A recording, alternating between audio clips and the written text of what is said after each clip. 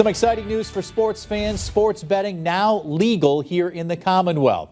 Good Wednesday evening, everyone. Welcome to Western Mass News at 10 on Fox 6. I'm Chris Pisano. The Governor, Charlie Baker, signing the bill into law just today. But how long could it be before Bay Staters can place their first bets? For that, we turn it over to Western Mass News reporter Lexi Oliver, joining us live in studio with more. Lexi?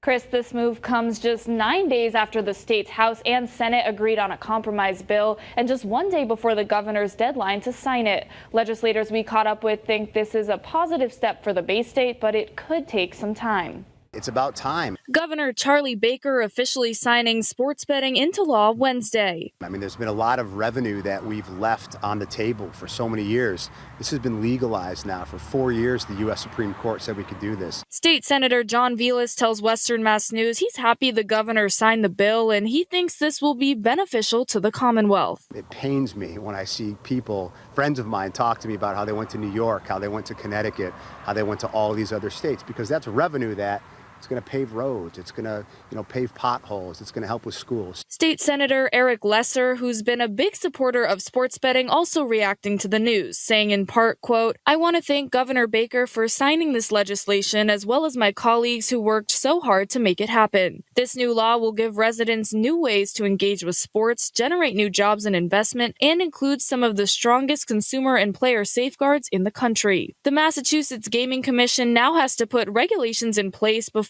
people can start placing their bets on sports teams within Massachusetts. And how long that could take is in their hands. Much of the timeline is actually now going to be it's going to be their responsibility. But Senator Velas says he's hoping it's sooner rather than later. I still hold out hope that we'll be able to do it by the Super Bowl this sports season. If we couldn't, that would again be millions and millions of dollars that we're losing. The Gaming Commission releasing a statement today that reads in part, quote, "For the past several years, we have been monitoring sports wagering legislation and taking appropriate steps to prepare for our potential role. As soon as this week, we will be working to understand the landscape of interest in operator licensure as we move forward with this process." As much as we want it to happen fast, this is an entire new industry.